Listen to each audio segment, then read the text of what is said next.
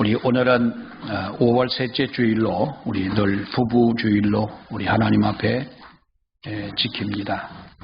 우리 오늘 이 아가서 2장 1절로 7절에 있는 말씀까지 보았습니다만은 우리 이 아가서는 술람미 여인과 솔로몬의 그 사랑을 노래하는 정말 아름다운 한편의 시와 같은 그런 말씀이기도 하지만 또 거기에 담고 있는 우리의 하나님의 사랑, 예수 그리스도의 사랑이 이렇게 부부의 사랑으로 잘 표현이 되어져 있는 아주 귀한 말씀이라고 봅니다. 우리가 부부의 날은 공식적으로 2007년도에 우리가 국회를 통과하고 이 부부의 날로 5월 21일이 이렇게 정해졌습니다. 저 아래 경상도 어디에 있는 이 권재도 목사라고 하는 분이 이 국회에 끊임없이 이 부부의 날에 대해서 이 청원을 했습니다. 어떻게 어린이날이 있고 또 부모 이 어버이날이 있고 스승의 날도 있고 다 한데 어떻게 가장 중요한 부부의 날이 없느냐 그래가지고 국회에 청원을 하고 여러 번 이 청원을 하다가 드디어 2007년도에 5월 21일이 부부의 날로 하자 해서 국회를 통과하고 공식적으로 부부의 날이 됐습니다만은 우리 사실 부부의 날 모르는 분들도 많습니다. 어버이날 하면은 우리가 부모님들에게 선물을 드리고 그래도 5월 하면 한 번쯤은 찾아뵙는 그런 마음을 가지고 있고 또 우리 자녀들에게 선물을 해주기도 하고 이렇게 합니다만은 또 스승의 날에 선생을 찾아뵙고 이렇게 멀어서 가지 못한다면 전화라도 해서 감사의 마음을 표하는 우리가 그런 것은 알면서도 정작 우리 부부의 날은 모르고 있는 분들도 아직 많다는 것이죠. 어린이날은 방정환 선생을 통해서 1922년도에 어린이날이 제정이 됐습니다. 그때는 5월 1일로 처음에는 어린이날로 정해서 이렇게 지내왔습니다만은 우리가 어린이날을 또 지내고 어버이날을 지내고 스승의 날도 보내고 이제 우리가 부부의 날을 내일 모레 부부의 날이 되겠습니다만은 우리 부부의 날을 맞으면서 오늘 이 성경에 보면은 그 여러 가지 표현이 있습니다만은 내 사랑을 흔들지 마라라고 하는 우리가 그 솔로몬의 이 사랑의 노래를 보면서 오늘 우리가 인간의 행복을 담는 그릇이라는 우리 이 제목을 가지고 우리 부부의 주일에 또 하나님의 은혜가 저와 여러분 가운데 있기를 축원합니다. 우리 아가서 1장 15절 17절에 있는 말씀을 보면 내 사랑아 너는 어여쁘고 어여쁘다. 네 눈이 비둘기 같구나. 나의 사랑하는 자야 너는 어여쁘고 화창하다. 우리의 침상은 푸르고 우리 집은 백향목 들보 잣나무 석가래로구나. 이렇게 말씀을 하는데 이 현대인 성경을 보면은 나의 사랑하는 님이여 당신은 정말 멋있고 잘 생겼습니다. 우리 침대는 푸른 풀밭이요 우리 집의 들보는 백향목이며 석가래는 잣나무입니다. 우리는 이 현대어 성경을 권장하지 않습니다만은 거기에 보면은 우리가 좀 쉽게 이해하는 그런 부분들이 있기도 합니다. 이렇게 말씀하고 있는데 여러분 우리가 이 성경 말씀을 볼 때에 이것이 어떻습니까? 솔로몬과 술람미 여인은 우리가 이 배경을 본다면 저 무슨 스위스 푸른 풀밭이 있는 언덕 같은 곳에 대자연이 펼쳐져 있는 바로 그러한 곳에 바로 그들이 이 자연을 누리며 사랑을 속삭이는 것과 같은 바로 이러한 우리가 상상을 하게 하는 이 말씀입니다마는 여기에 보면은 사론의 수선화가 나옵니다. 아가서 2장 1절 말씀에 보면은 나는 사론의 수선화요 골짜기의 백합화로구나 라고 말씀을 합니다. 이때 술람미 여인은 바로 이 솔로몬 왕을 만났을 때, 대할 때 정말로 멋지고 잘생긴 솔로몬 왕과 아주 깊고도 아주 달콤한 사랑에 빠져 어떻게 보면 꿈 같은 황홀감 속에서 바로 그는 이렇게 말을 하지요. 나는 사론의 수선화요 골짜기의 백합화로구나. 사론이라고 하는 곳은 이 팔레스타인 서북 지역에 위치해 있는 바로 그 벌판인데요. 우리나라도 그만큼 넓은 평야를 얼마든지 있습니다만은 거기 이 평야 지대는 길이가 한 40km가 채 되지 않는 한 36km 정도 길이에 또 한 12km 정도 우리로 하면 한 30리길 되는 이런 폭을 가진 바로 그러한 지역인데 국가 경제를 위해서 지금은 거기에다가 이 오렌지 밭을 만들어 놓았다고 그럽니다마는 이 솔로몬 당시는 넓은 그야말로 평야였고 사람이 걸어서 다니던 바로 그 시절에는 그것이 얼마나 넓은 들이겠습니까? 아름다운 야생화가 만발해 있는 바로 그러한 곳인데 이스라엘이나 우리가 터키 지역 같은 데를 가보면 우리 양귀비 꽃이 많다고 그러죠. 우리나라 같으면 양귀비를 심으면 큰일 납니다만 요즘에 양귀비와 비슷한 화초들도 있어서 우리가 그 양귀비 꽃을 보면 양귀비는 원래 아름다운 여인 아닙니까?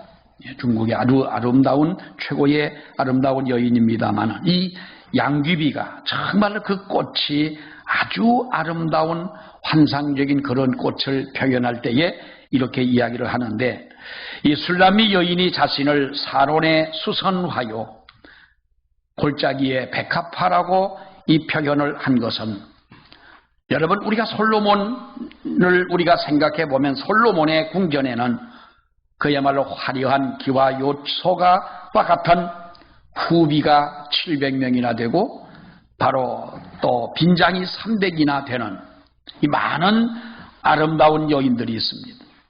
거기에 보면은 바로의 공주에서부터 시작을 해서 지체가 높고 교양이 있고 아름다운 그러한 여성들이 즐비한 가운데 이들에 비한다면 자기는 우리가 아가서를 읽어보면 그렇잖아요.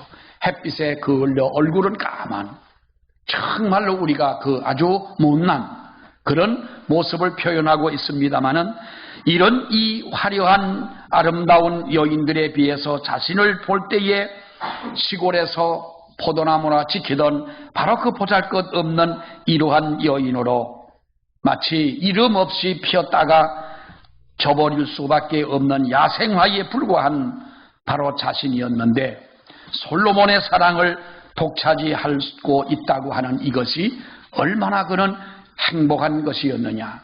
이 행복을 노래하는 것이 바로 우리가 아가서인 것입니다. 그러나 그는 자신의 분수를 넘지 않는 사람이었습니다. 교만하지도 않고 자만하지도 않았습니다.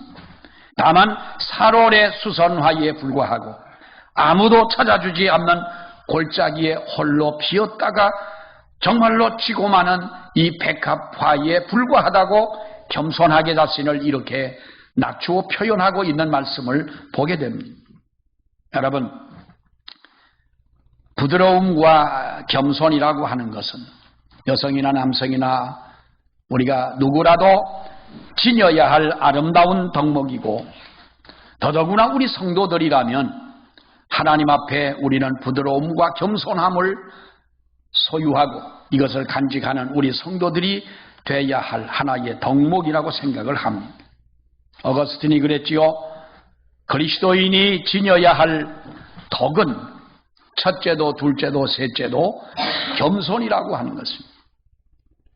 솔로몬은 사람의 마음의 교만은 멸망의 선봉이고 겸손은 존귀의 앞잡이라고 이렇게 말씀을 합니다. 사도 바울은 뭐라고 그랬습니까? 선줄로 생각하는 자는 넘어질까 조심하라고 그랬어요. 스스로 내가 선줄로 생각한다면 이건 교만한 마음을 가리키는 거지요. 넘어질까 조심을 해라. 여러분 여기서 보면 우리가 우리에게 말씀하고 있는 말씀 가운데 가시밭의 백합화라는 이 말씀을 합니다.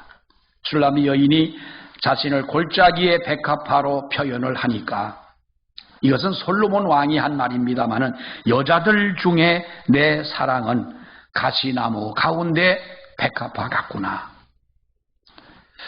어떻게 보면은 좀 대단히 미안한 말이지만 여러분, 우리가 사랑하는 사람들의 다른 사람은 말할 게 뭐 있습니까? 옛날에 왜 여러분들 연애편지 썼던 거 지금 아마 꺼내가지고 읽는다면 유치하기가 그지없을 거예요, 아마. 참 유치하고. 제가 옛날에 썼던 일기장이 있어요. 일기장이 있는데 그걸 왜 안 버리고 놔뒀는지 모르겠습니다만은 언제 한번 무슨 책을 찾아서 보다가 보니까 일기장인 거예요. 그래서 일기를 이렇게 읽어보니까 좀 죄송합니다만 전문 용어로 웃기게 쓴 거예요. 일기도 참 보면 그거를 누가 보면 얼마나 이것이 정말 부끄러우냐. 이 사랑하는 사람들의 그 모습을 보면 자기들은 좋아 죽겠지만은 우리가 남들이 볼 때에 세월이 지나고 나서 보면은 정말로 그것이 어떻게 보면은 그렇게 우리가 느낄 수도 있겠지만은 이 술람미 여인은 솔로몬의 사랑을 받으면서 나는 홀로 저 이름 없이 피었다가 져버리고 말 하나의 백합화와, 여러분 이 백합화라고 하는 것이 뭐 귀하고 귀하다는 말이 아니잖아요. 나는 그렇게 피고 지고 할 수밖에 없는 내 인생이었지만은 내가 솔로몬 당신을 만나서 정말로 이 사랑이 얼마나 큰지 모르겠다. 그러니까 솔로몬이 뭐라고 말했어요? 뭐 그렇게 말은 하지 않았지만은 당신이 백합화는 맞기는 맞는데 당신은 바로 가시나무 가운데 백합화 같구나 그랬어요. 여러분, 백합화 꽃이 어떻습니까?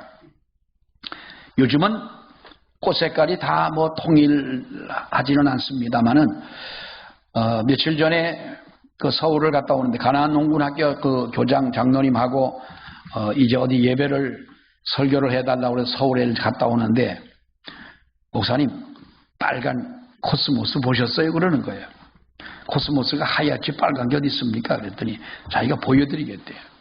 그래서 용문을 지나서 이제 지평으로 가다가 보면 제가 어디라고 정확하게 내가 가르쳐주진 않겠어. 나는 힘들게 가서 본 걸 여러분 너무 쉽게 보면 안 되니까 어디쯤 가니까 빨간 꽃이 피은 거예요. 근데 아카시아 나무고 정말로 꽃이 그렇게 똑같이 폈어요. 그래서 제가 사진을 찍어가지고 이렇게 봤는데, 근데 하도 이상해서 향기를 맡아보니까 아카시아 꽃은 꿀냄새가 나잖아요. 근데 그 꽃은 향기는 전혀 나지를 않았어요. 나지는 않는데 빨간 아카시아 꽃이 피어져 있는 거예요. 백합화도 여러분 흰 꽃만 있는 것은 아니지만은 우리가 원래 백합화 하면은 하얀 이 백합화를 우리가 연상합니다만은 그래서 이 백합화는 희고 청순하고 아름다운 꽃이고 다른 꽃들과는 달리 머리를 아래로 숙이고 있는 아주 다소곳한 이러한 겸손한 모습을 가지고 있는 아름답고 짙은 향기가 있는 꽃이 백합화 아니겠습니까? 이런 꽃이 가시나무 가운데 피어 있다면 여러분 거친 배경 때문에 어쩌면 더 특별하게 아름답게 보일 수도 있겠지만은 일진광풍에 바람의 가시에 찔려서 이 백합화의 잎사귀와 꽃과 줄기가 가시에 찔린다면 찔린 거기에 진액이 흐르고 더 아름다운 향기를 품어낸다는 거지요. 그러니까 솔로몬은 말하기를 이 술람이 여인은 나는 이름 없이 피고 질 하나의 꽃이었다라고 말을 하니까 당신은 가시나무 가운데 백합화라는 거예요.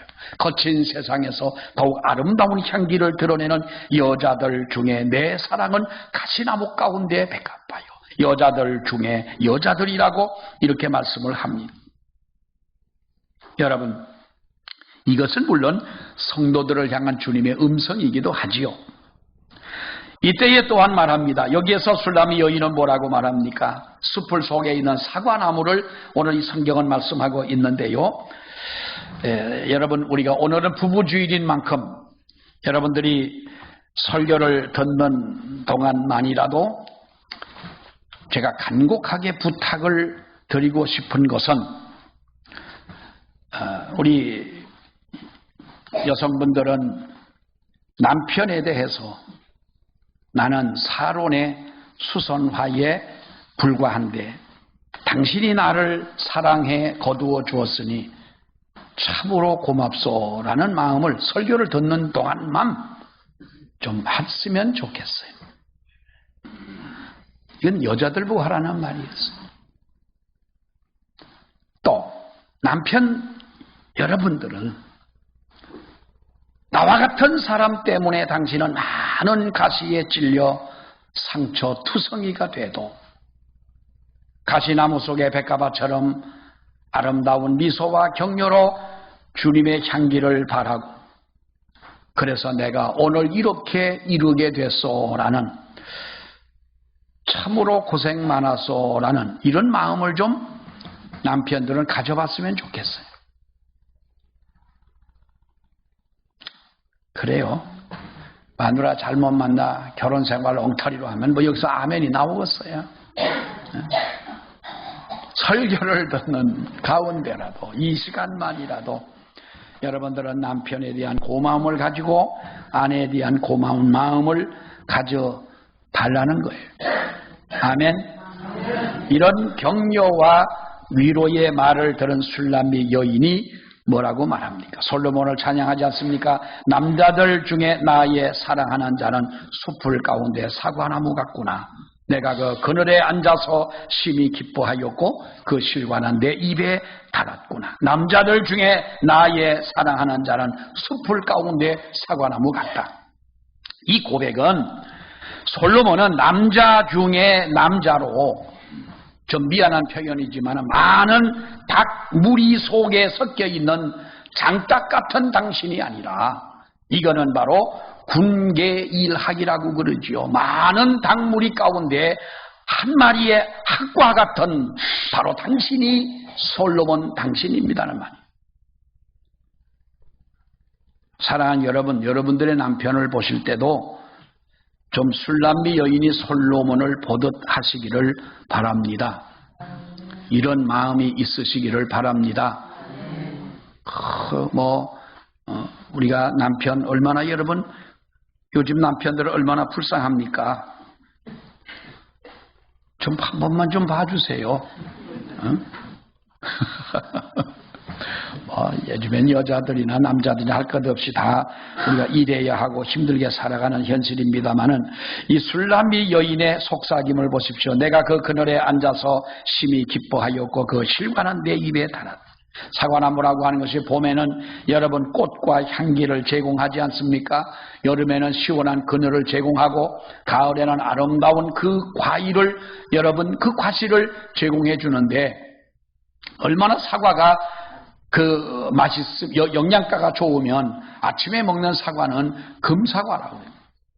나라마다 열대지방이나 온대지방이나 어느 나라나 나는 과일이 다 다릅니다만은 세계적으로 여러분 그 분포가 돼서 자라는 과일 중에 사과나무는 유일하게도 전 세계에 있는 거예요. 저 아프리카에 가도 사과가 있고 추운 지방에 가도 여러분 사과가 있는데 여기서 말씀하고 있는 이 사과라고 하는 것은 물론 영적인 의미는 예수 그리스도이지요.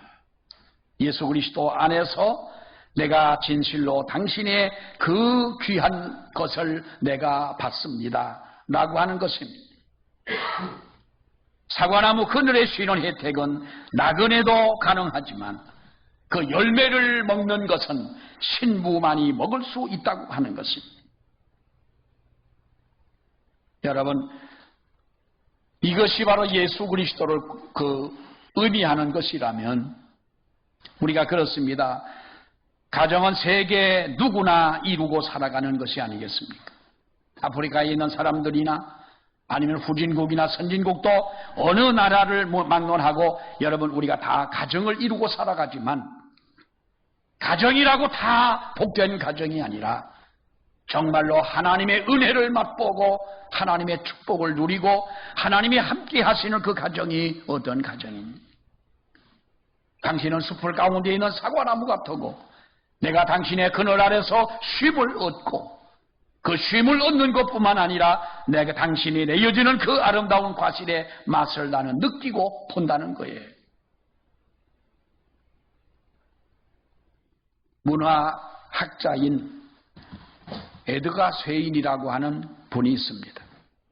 이분은 어느 나라나 어느 민족이나 폭넓은 문화 현상을 한꺼번에 이해하기는 어렵다는 거지요.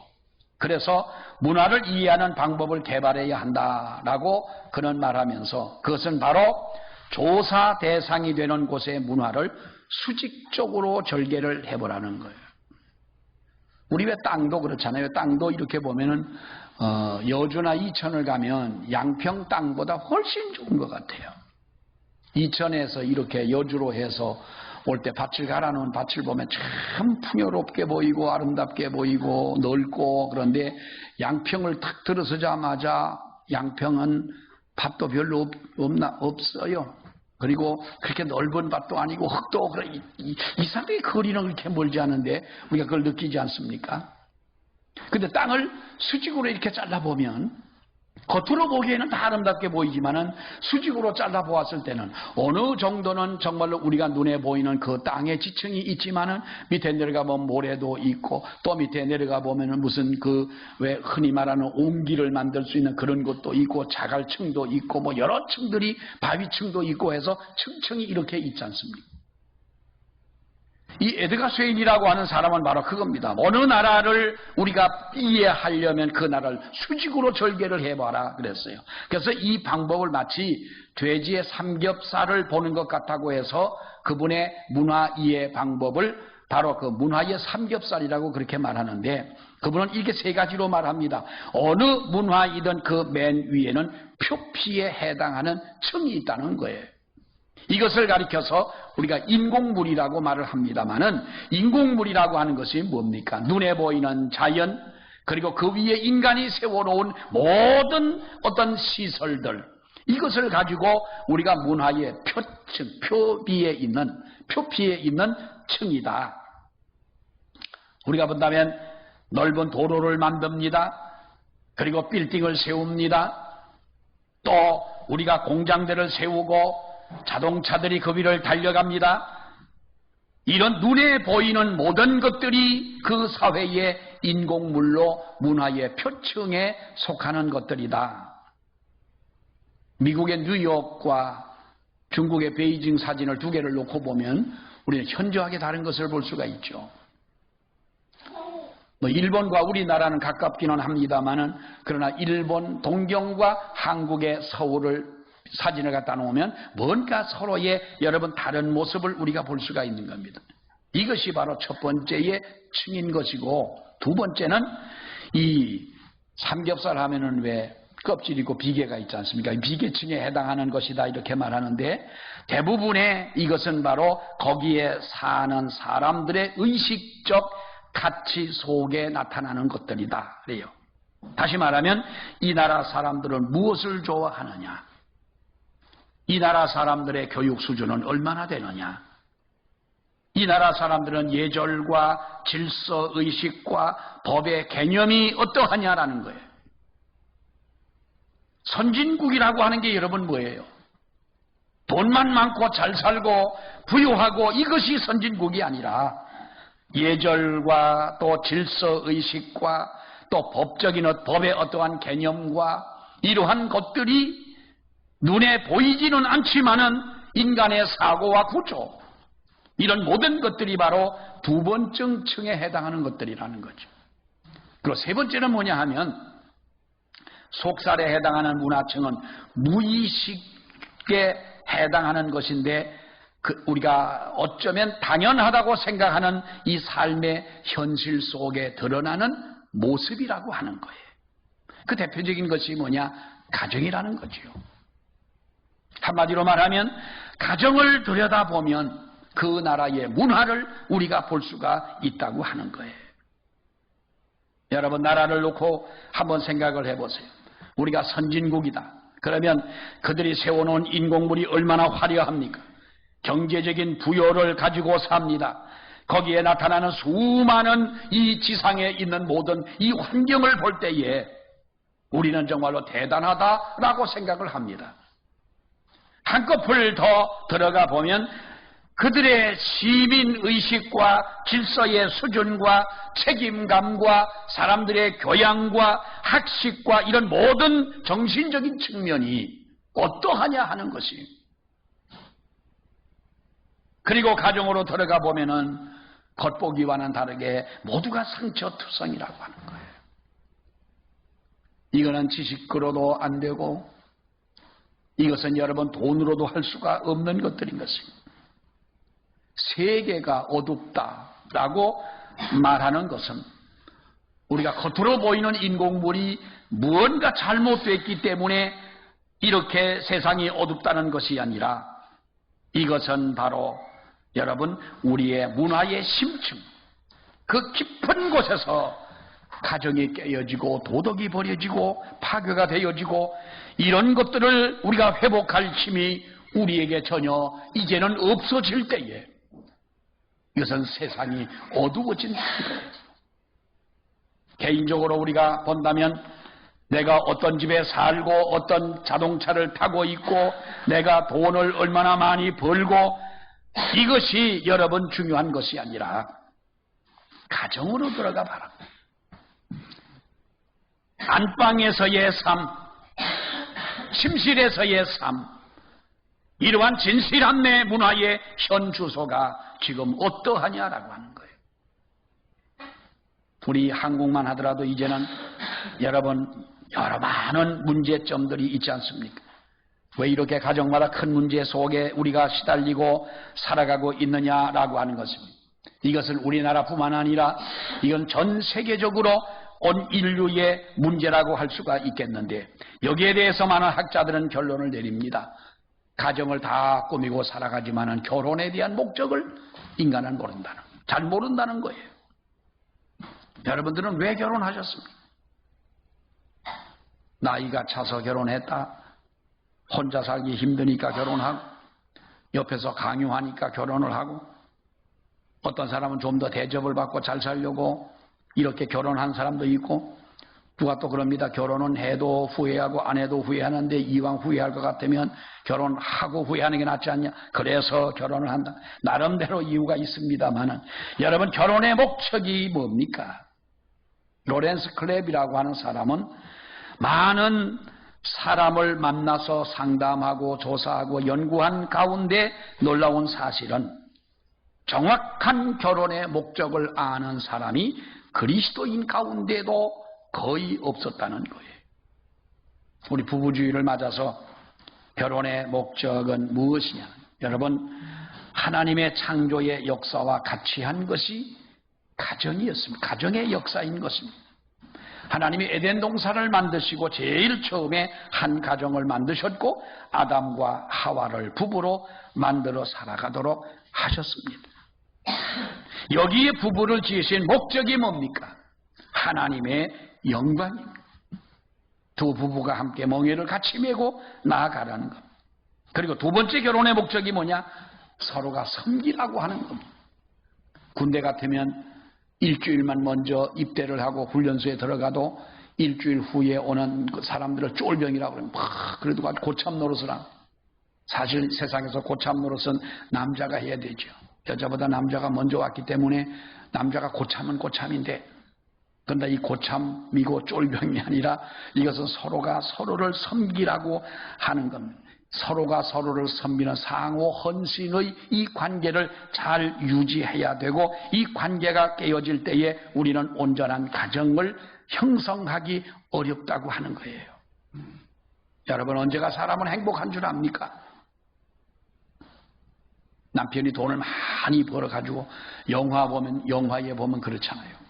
남자가 한동안 어디 갔다가 이제 집에서 기다리는 아내는 속이 타고 그런데 탁 나타납니다. 그러더니 큰 가방을 탁 열으니까 거기에는 달러가 이 달러의 그 달러 돈이 그 가방에 꽉 찹니다. 그걸 보고 여자가 눈이 뒤집어지잖아. 영화에 보면 그것뿐입니까? 또 다른 걸 탁 여니까 거기에는 온갖 보화가 들어있습니다. 여러분, 그것도 한순간은 행복하겠지만은 그 행복은 오래가는 행복이 아니라는 거지요. 사람은 누군가에게 섬김을 받을 때 행복감을 느낀다는 거예요. 누군가에게 인정을 받을 때 행복하다는 거예요. 누군가에게 사랑을 받는다고 느낄 때, 내가 남편의 사랑을 받고 아내의 사랑을 받는다고 느낄 때 우리는 행복하다는 거예요. 근데 이것이 돈 들어가는 게 아닌 거예요. 난 참 답답한 게, 여러분, 우리가 100년도 채 못 살아요. 100년 하지만은 사실 100세 되는 분들이 그렇게 많지는 않잖아요. 100세 산다고 합시다. 100년 산다고 하고, 100년도 벌써 우리가 따지면 벌써 여러분 70, 80% 벌써 산 분도 많잖아요. 얼마 안 남았어요. 아니, 나중에 그런 거 어디다가 뭐 하시려고 안 써먹고 있냐는 거예요. 못 잡아 먹어가지고 어떤 뭐 눈에 불을 켜고 자기 아내에게 막 뭐라고 하는 남편이 없나? 하늘 같은 남편을 가지고 남편한테 요즘엔 뭐 나는 부부 생활하면서 행복하다고 하는 분 한번 손들어 보세요. 안 들잖아요. 하나도 없잖아요. 이렇게.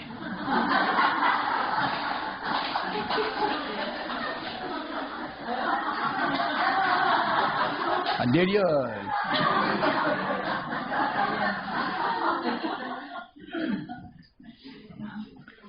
여러분, 우리의 인생이 길지 않다는 거죠. 우리에게 진정한 행복이라고 하는 것은 돈에 있는 것이 아니고, 진정한 행복이라고 하는 것은 우리 이 표층에, 눈에 보이는 이것에 우리의 행복이 있다라고 느끼는 사람은 어리석은 사람이라는 거죠. 하나님의 영광을 위해서 우리는 지음받은 사람이고, 그리고 서로가 존귀한 마음으로 서로를 섬기라는 거예요. 언제도 말씀을 드렸겠지만은, 부부가 등산을 하는데 아내가 남편 보고 업어달라고 그랬대요. 그 남편이 마누라를 업었대. 등산하는데 마누라 업고 가는 사람 참 보면 잘 보지도 못했지만 얼마나 힘들게 해서 화도 났겠, 성질도 났겠지. 그러니까 부부가, 아내가 나 무겁지. 그러니까 남편이 당연하지. 당신 대가리가 돌이고 얼굴은 철판을 깔고 간땡이는 부었는데 그럼 안 무겁냐. 부인이 화가 나는 거예요. 내려가지고 남편을 업어준다 그랬어. 그 남편을 업었어요. 그 남편이 또 가만히만 있었으면 괜찮은데 나 무겁지. 그러니까 그럼 남편이 그랬어. 나 가볍지. 그랬어요. 그 당신이 무거울 리가 있냐. 당신이야 그야말로 머리가 빈 사람이고 머리는 비었지. 허파에 바람은 들었지. 간땡이는 나왔지. 그러니까 속에 아무것도 없다는 거예요. 여러분, 라이프지에 실렸던 옛날 그 사랑의 과학이라고 하는 이 논문에서 사람의 왜 첫사랑 말고 당신이 없으면 나는 못 산다. 아주 죽고 못 산다. 옛날에 어떤 집사님, 옛날에 권사님 딸인데요. 이 권사님 딸이 고등학교를 다닐 때 멀지도 않아 요 대신 고등학교야. 그런데 고등학교 때 바람이 아니지, 그거는. 고등학교 때 남학생을 만나가지고 연애를 하는데 죽고 못 사는 거예요. 그러니까 저 엄마가 화가 나니까 머리를 뚝 잘라버렸어. 잘랐거나 말거나 그거 신경 안 쓰고 또 쫓아가는 거예요. 그 살아요, 지금은 잘 살아요. 근데 왜 머리를 무엇대로 잘라? 갈래면 가라 그러지. 우리가 그렇게 죽고 못 사는 사랑. 이게 사랑의 과학적으로 이것을 연구해 보니 제일 길게 가야 3년 가더라는 거예요. 기준이 18개월이 이것이 그 죽고 못 사는 사랑의 그 길이가 18개월밖에는 안 되더라는 거예요. 이것이 다 다르긴 하겠습니다만은 여러분 보십시오. 로마 제국의 멸망사를 썼던 에드워드 기본이라고 하는 사람이 로마가 왜 멸망을 했느냐? 가정이 파괴라는 거예요. 가정 파괴. 70년대에 우리가 세계적으로 유명했던 우리가 미래학자라고 말합니다만은 엘빈 토플러라고 하는 사람이 있습니다. 이분이 70년대에 쓴 미래의 충격이라고 하는 책에서 말한 것은 이 세상의 파괴는, 세계의 파괴는 가정의 파괴라고 얘기를 합니다. 그러니까 가정은 인간의 행복을 담는 그릇이라는 말이에요. 사탄은 사회를 무너뜨리기 전에 가정을 공격하는 것입니다. 교회를 무너뜨리기 전에 그 사람의 가정을 먼저 여러분 공격한다는 것입니다. 행복을 담는 그릇이라는 이 가정이 파괴되면 아무리 인간이 최고의 문화적인 혜택과 문명을 누리고 산다 할지라도 그 사람은 진정 행복할 수 없다고 하는 것입니다. 우리는 하나님 앞에서 우리들이 진정 지켜야 할 것이 무엇이고 하나님이 짝지어 주신 부부로 이 평생을 살아가는 동안 여러분, 우리는 함께 하나님의 영광을 위하여 우리는 부부가 되었고 서로가 섬김을 통하여 살아갈 수 있도록 하나님이 우리를 맺어 주셨다.